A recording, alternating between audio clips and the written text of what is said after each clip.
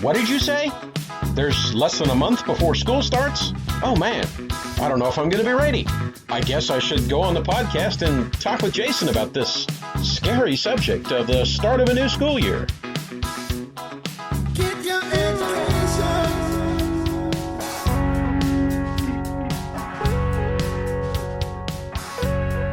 Backporch Education. Good evening, good morning, good afternoon. Steve, let's talk about how to have a good first month of school. Oh, well, I'm glad you made it a month. I was worried you're going to say the first day. That's going to be like, I'm 30 years into this thing, and the first day's rarely all that great. Right. No, I want the average to help us out a little bit, right? You get some good days in there. The second, third week kind of balances out that first day. It is a rising progress for sure. Yeah, definitely. No, I think that if you start well, the first day sort of maybe excluded, but if you start strong, you set the right tone, not sort of only with your students, but with yourself. I think there's reason to believe that you can continue on in that spirit for quite a long time, even perhaps through the whole school year. Yeah, well, the beginning, as Dune starts out, the famous science fiction novel, the beginning is a very delicate time. It is key, right? Starting well is probably the single greatest determining factor of how you're going to end in the marathon of a teaching year, right? And I think all too often many teachers are looking for that grandiose moment when it's a series of maybe less than grandiose moments that build together to a good year rather than that one lesson that won the whole year for me. The first month is important for a number of reasons. I still think that there would be healing if and there probably is one out there, but you would be the one to know it rather than me. There's got to be a poem for the teacher. The poem for the teacher at the end of the first day, right? There's got to be something that you could read and know that the world feels with you. But I'm assuming you've got a poem, so let me at least put that out there. I do. So this one is by Sister M. Therese, who I keep wanting to read her her poem Testament. I've mentioned it before. But this poem is shorter than that. This poem is entitled Interrogative. It's pretty complex, I think, like all of her stuff that I have read. But I don't know if we'll linger long on it because, well, that's enough preamble. All right, here we go. Interrogative by Sister M. Therese. Who can give answer to your questioning? Why the swift bird should fall with splintered wing, or the young child lie broken beneath the sky? Why the first rose should know a blight? Why in the city of the heart there is a dreadful night? Plato sought answers where the shadows run in a cave pinioned by the sun. The Stagirite teased the tall gates of reason night by night, while Stoics, wrestling with inexorable fate, chide death for being late. Yet, to this mystery, you hold the key. A bare tree burgeoned on a hill, whose branches brushed the sky, high as your Christ was high, who, lithe limbs stark to the wood, beneath a thorn-thatched hood, died and did not die, but lives unendingly in flesh of your humanity, to raise new Calvaries over the sin-parched sod, whereon new Christs shall hang, whose bright veins run with God. This is the simple answer even a child may understand, and cup in its small hand, and yet a mystery still, since pain took glory on and sorrow bloomed on a hill. Okay. That's That was I pretty think heavy. someone was saying earlier, that was deep. Yeah. Yeah. Kind of a heavy. I picked the wrong poem for for this conversation because that's a pretty heavy one. Well, the title caught me immediately because Okay. I think that the single most powerful tool, especially at the start of a learning experience, is the question, Mhm. is the interrogative. Mhm. The more interrogative sentences and the fewer declarative sentences in the classroom on the part of the teacher. And I think in many cases on the part of the student, but certainly on the part of the teacher, Mhm. um, is is indicative to me of active minds and of student engagement, right? That I don't know how to start a lesson better than with a compelling question. Mhm. Um, I think so much of what we're talking about today is the establishment of a culture, Good. right? If you have the pleasure that I have of teaching the same student over a series of years, at the present moment, my teaching assignments have me with sophomores and seniors, Mhm. you know, so the freshman English teachers do a wonderful job of scaring the daylights out of freshmen. When you have Mr. Elliott next year, oh, and Right. so they come in with great fear and trepidation, and I do everything I can to continue. No, I'm kidding. Yeah, sure. Right. But so there is this introduction, right? That's what the first month of school is for Right. many of us. I think we all too often associate it with review Mhm. Mhm. because of the summer problem, right? Yeah. Yep. I refer to it as the summer curse. Yeah. So much of what you learned last year has fled out of your minds.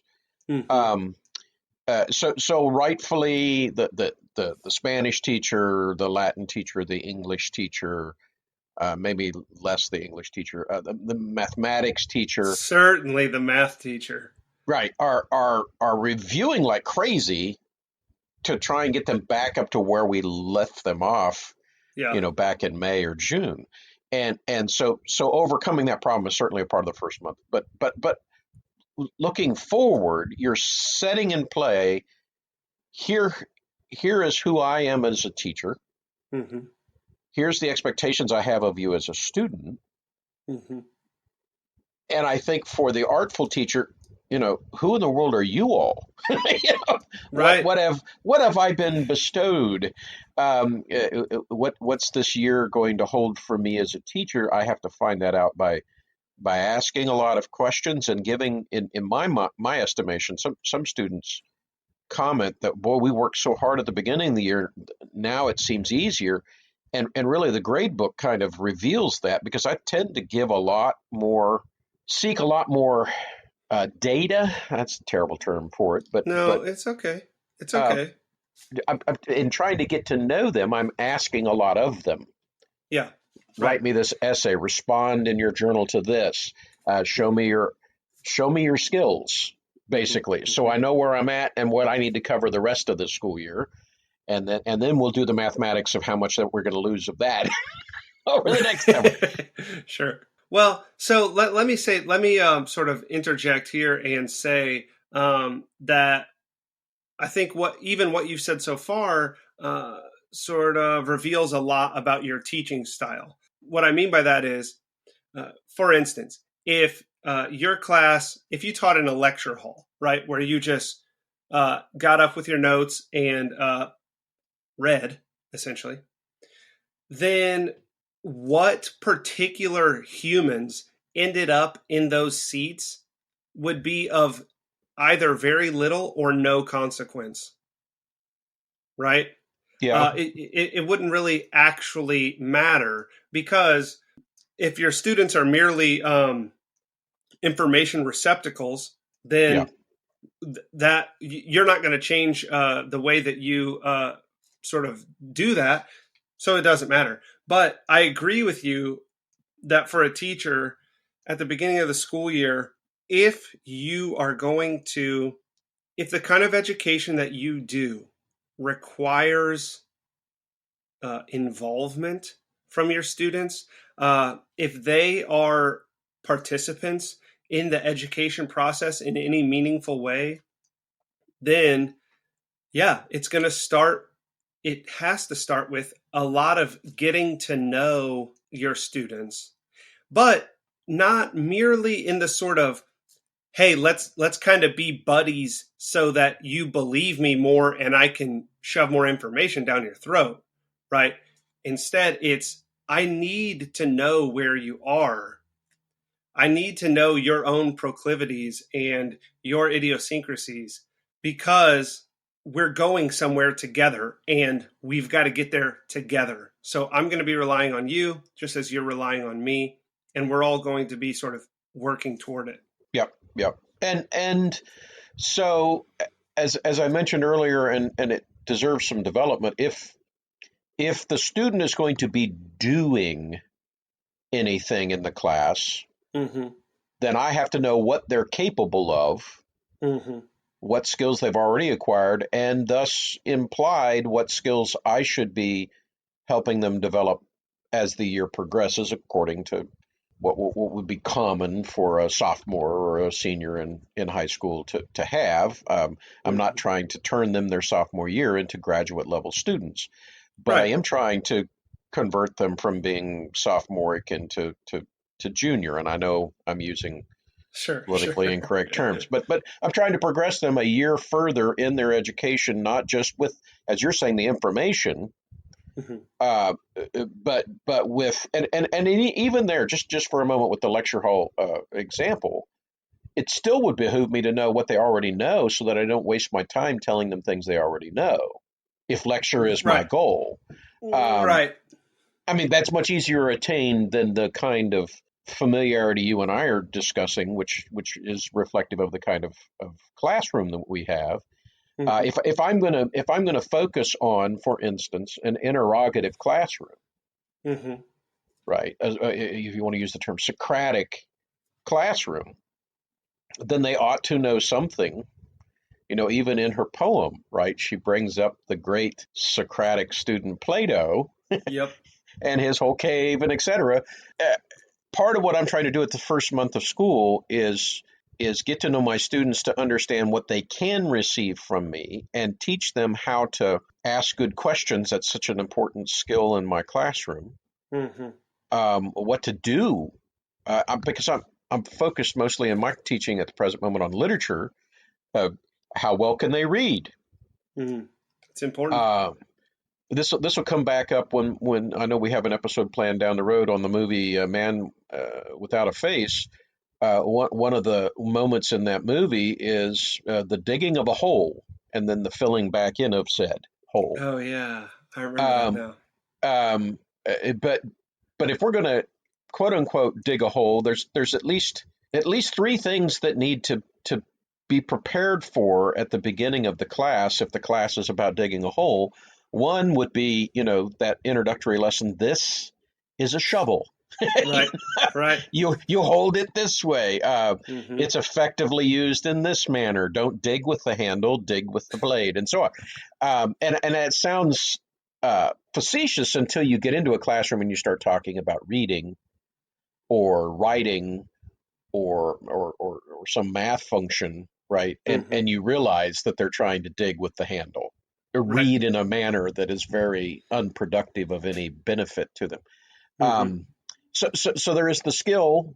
Then I think a lot of the first month is motivation. Some of that's through the relationship as they get to know you and you get to know them. There's this desire to please each other, right? Right. And I know that to some that it's an anathema statement to say the teacher should be trying to please the student, but you're Yeah. trying to meet them where they're at and take them somewhere they don't even know they want to go, Mm-hmm.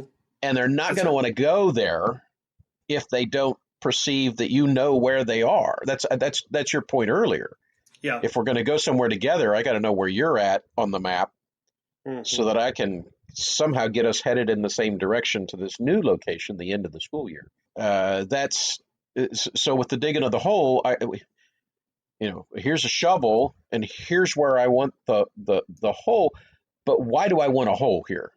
That's That's part of the Exactly. movie example. He doesn't know why it appears to him he's digging a hole just to fill it back up again. And that's a Right. very frustrating thing. And I find many students come into a school year without much sense of why they're there. My Hmm. parents have made me come here. I'm trying to get a diploma. I want to get a Right. good job somewhere way down the line for a sophomore.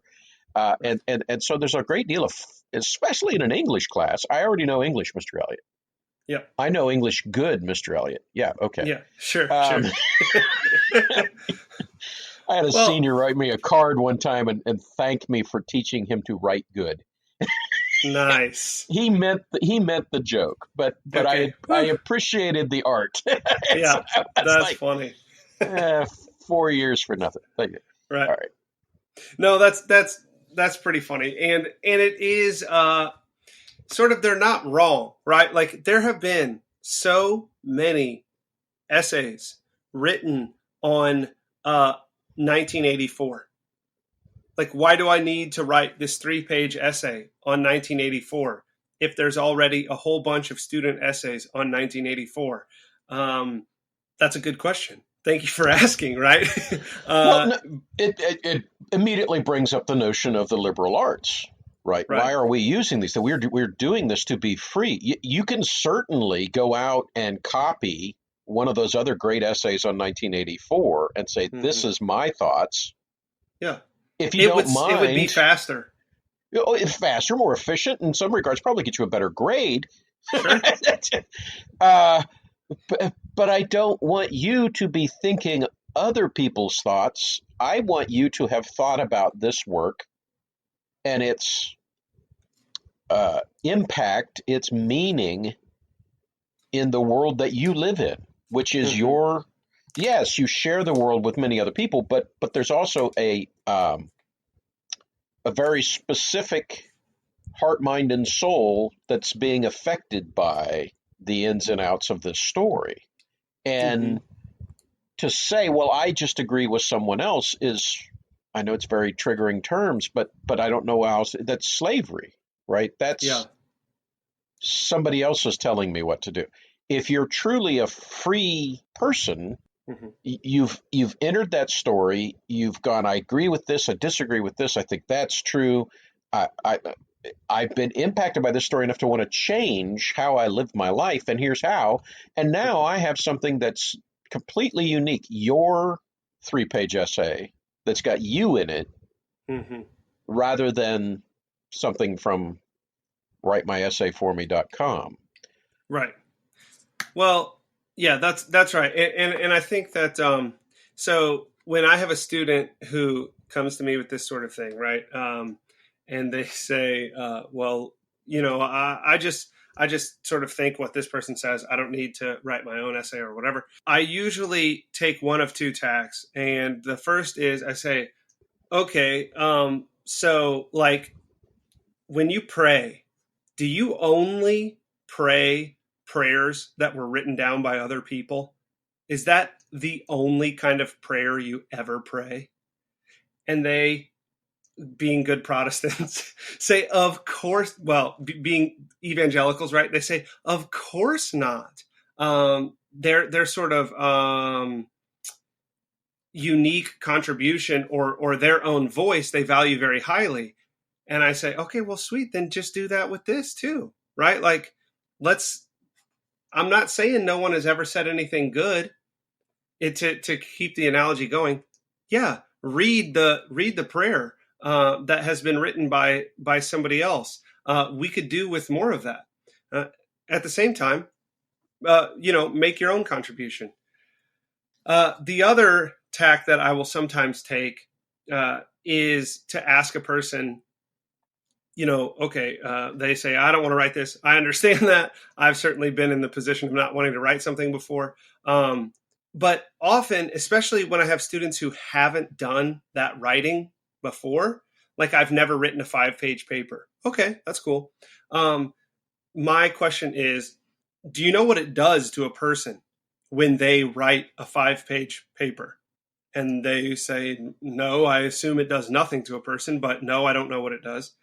And so I say, well, you might just see, because it's more than nothing, right? it does something to you to write that intently and that focused for that long.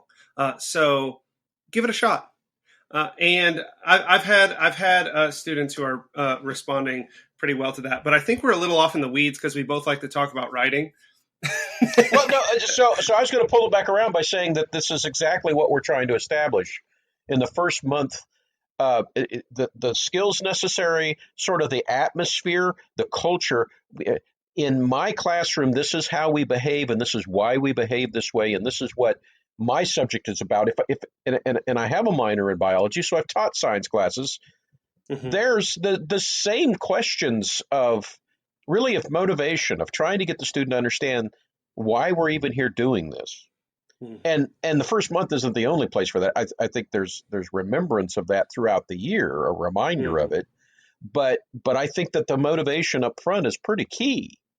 Yeah. That you do need this, and that Yeah. I need you to be in it, not just going through the motions. Mm-hmm. That this is going to be a much better experience for all of us if we're motivated to do it, if it's worth doing.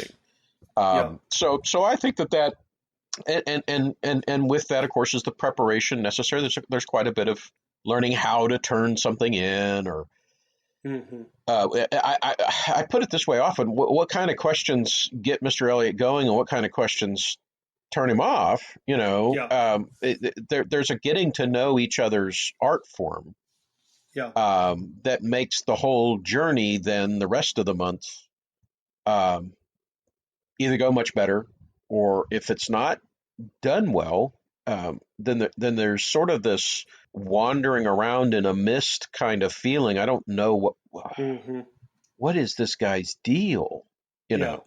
So I think getting the deal up front on the table, the cards laid out, and then getting a feel for that. That's why one of my comments, first comments about the first day of class, the reason the first day of class is so erratic, Mm-hmm.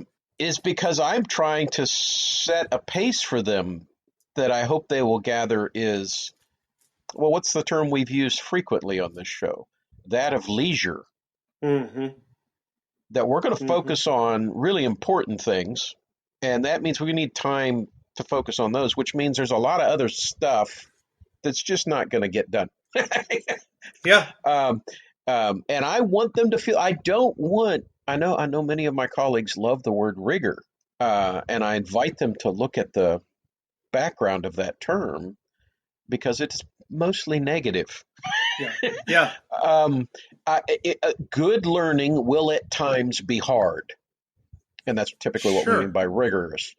But I don't think it should be rigorous due mostly to quantity. Yeah. Yeah. I'm Yeah. just doing. I can't keep up with the pace. I'm running too fast. I think it should be hard because of the depth, right? The interrogative is not a long poem, Yeah. but you can't just zoom through it. You're going to Right. have to work at it. And That's right. that's exactly the kind of tone I'm trying to set early on. Exactly, and that's so good. I mean, the the culture.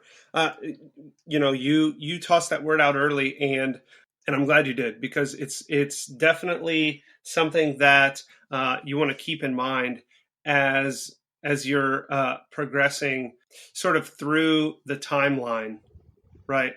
And so I kind of cut you off, but I have another question. I kind of want to switch gears. All right, so as I envision, okay, it's the end of July, and so as I envision the time stretched out in front of us, there are several sort of discrete phases, right? And you're welcome to kind of quibble with these or modify them as we need to. But essentially, what we have is like the dusk of summer, right? Like those last weeks or that last week um, of minimal obligations, and then we have teacher development, teacher work days, right? The first day, then what? The rest of the first week, and then sort of the second week, and it goes out from there, right? So my question for you is, do you have any habits or rituals for any of those discrete phases? We've talked about some for the first day, sort of setting the tone by asking questions and whatnot. But leading up to that first day or after it, do you have particular things that you find yourself doing? Because, like you said, is this year number 31 for you? Yes, it is. Wow. So you've been through this 30 times. How does it look? Well, the phase that you left out that Yeah. usually pops up early, right, somewhere around that teacher work days is panic. No, That's that was so. That's your ritual, right? it is. There is a. Yeah. I don't Me care too. who you are. Me too. Best laid plans, right, of Yeah. mice and men. That's right. There's that moment when you go. It might be the moment when you say school starts tomorrow, or I only got a week left, Right. or it's already the first week of June. Oh no, Yeah. there's just there's never enough time, and so to Mhm. me, a great deal. The summer in preparation for a good first month to me begins early on with retrospection. Right, I try and end out a year well by thinking about it. What did I like? What didn't I like? I often, not every time, but often survey my students for their thoughts. Mhm. I take it with a grain of salt. But the end of the year, they're often much more honest than all of their panic at the at Mhm. the at the start of a school year, right? When they think it's going to be much worse than it actually is. Um, and especially seminar, it's a great opportunity for me to hear them state, "Well, I was very scared about the class, but now and all the benefits they've got from it." So there's a retrospection that leads to prioritization, right? Okay. That's the panic indicates that you can't get it all done, Yes. Good. right? And so a lot of my summer is I've learned over the years to not try and redo everything. Mhm. As the years have gone along, it hasn't all needed to be redone, right? There's some Mhm. stuff that actually worked that can be held on to and then Yeah. trashed the next year because while it worked great with a couple of classes, times have changed or students have changed or it just bombed. So now I got to. Right. The There is Billy this. Joel references don't work anymore. Yeah. Well, but there is a sense in which a lot of a teacher's life is um, recognizing what's timeless and what's attached to the times. Mm. And so for me, summer is properly a recharging of the batteries and an opportunity. There's more time on my hands, so I have more discretionary. Mhm. Where do I want to go? What do I want to do? I'm a literature teacher, so of course there's some sort of literary goals that I have. Typically, far too many of them, but Sure. it's been a common. I would say about every other summer, I tackle some novel I've been wanting to read that was perhaps on the large side. This summer has been Our Mutual Friend by Charles Dickens, Nice. 800 pages. Um, Ooh. Serial writers write forever, Yeah. but 625 pages in or so here at the end of July, I'm I'm hopeful that I'm going to finish it off before school starts and have Mhm. that it could only be done during summer. But I recognize that all of that as a literature teacher, I'm basically giving myself more material from it. I don't teach Our Mutual Friend. I don't unfortunately teach in my current teaching assignments Dickens. Mhm. He's outside my time periods, but I love him. Anything I read adds to who I am as a teacher, right? So Absolutely. moving into the time we're in now, I'm taking a look. Okay, given everything I was trying to accomplish this summer, what's the most important, and what can I finish off? Mhm. And in particular, um, some people put this off until the teacher work days or the last couple of days before school. About this time, lesson planning starts. My lesson planning is the big picture is the most important. What actually Okay. happens on a given day is very fluid Yeah. based upon what happens in that class. But for me as a literature teacher, it's how many days roughly am I giving to each of Hmm. these works so that I can get through my assigned, because the junior English teacher is dependent upon me having finished mine, right? And that'd be the Hmm. same in science or in any of the contiguous subjects, mathematics, or got to get through Right. Spanish 2 before they're ready for Spanish 3, so on. So there is a lot of thought being given to the pace and the scope and sequence and the year plan and all that kind of thing. That part of what that's doing for me is giving me a calm heart. And this is all in the basically the opening weeks of August. Yeah, Yeah. late Okay. July, early August. I'm getting my heart assured that I'm ready. Okay. Because there's a confidence that gives a teacher when they come into that first day of class and that first month of class. I Hmm. know where I'm going. Follow Hmm. me. You'll be fine. I have to be very cognizant in this world of school management systems online and whatnot. How much of the future am I going to reveal to my students at the beginning of the school year? In college, of course, they just give you the whole thing. Right. Here's the syllabus. Here's what all you have Yep. to do. Here's when it's due, and they never mention it again. High Hmm. school students need a little bit more hand holding than that, and they need the emotional. If you have the entire semesters or years assignments laid out in front of them in this massive assignment list, Hmm. you're probably close to killing them. Yeah. They're looking at it going, no way. Well, So because they're not just getting that; they're getting that times 6 or 7, right? right, exactly, and makes a big difference in that first month if the student perceives you're on top of your game or they're just making this up the night before. That's a real difference in culture again in the classroom. Hmm. So let me ask you this: do you you've been through this 30 times? Do you spend a lot of time uh, in your classroom before the students are there, messing with the the chairs and the desks and the posters and the whatever decorations we'll call it, the furniture, like the physical space of the room? uh, do you think about that much? Uh, I am somewhat of a Spartan when it comes to classroom stuff. Yes. Some of that's Yeah. personality. I just don't. I'm not very good at that. If I was asked to make an attractive classroom, to me, an attractive classroom is just as many bookshelves as full as possible. And one Right. wall of my classroom is full of books. But no, Hmm. my classroom furniture changes with the hour during school, um, depending on Okay. what the activity. I'm privileged to.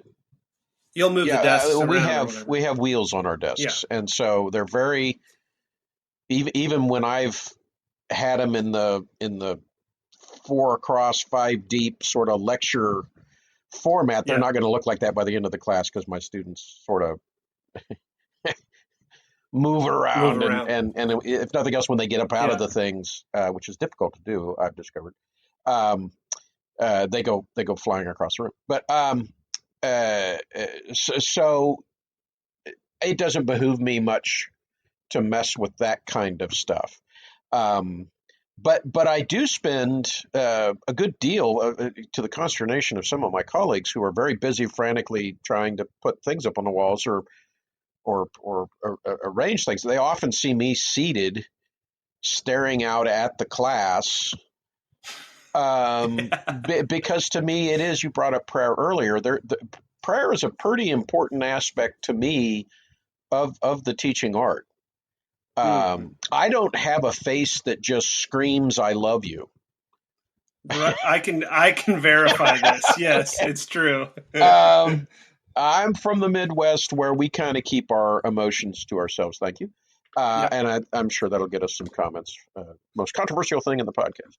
Um, but my part of my work is knowing who I am and recognizing that a heart of love is built out of, in part, time with God, asking Him for that and asking Him to make. I'm never going to be the pushover, easiest teachers in the school type of person. That's just not who I am. But I want my students to know that I love them, and for that to happen, I have to love them, and for that to happen, I've got to pray for them Yeah. and pray for myself, and so on, and really believe that this isn't just boring English class, but this is the cultivation of wisdom and virtue that each of these students is coming in needing. And I, of course, am a needy person as well, but I'm here to serve them as best I can, and so the heart has to be in the right place to do that. And so, yeah, that's certainly a focal point, and a lot of self criticism, right? That's What true. bombed, and what am I going to do about it? Mm-hmm. Why did it bomb? Did it bomb because of that particular group of students, or because it's just a bad idea in general?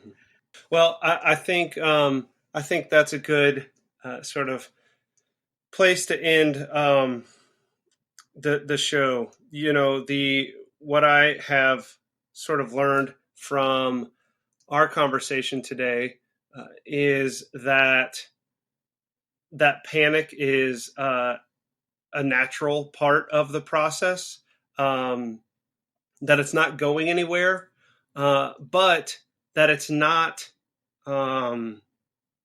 arbitrary, right? That it's indicative of something, and that panic that you're feeling it is shows that you recognize that it's time to get down to brass tacks, and the way that you relieve that panic is through, as you said, prioritizing what needs to get done, and in particular, sort of praying through that transition so that it goes as smoothly as it can. Get your education.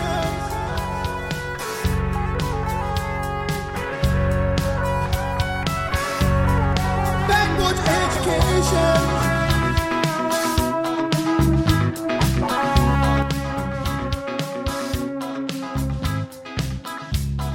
You can't have your meat if you don't eat your vegetables.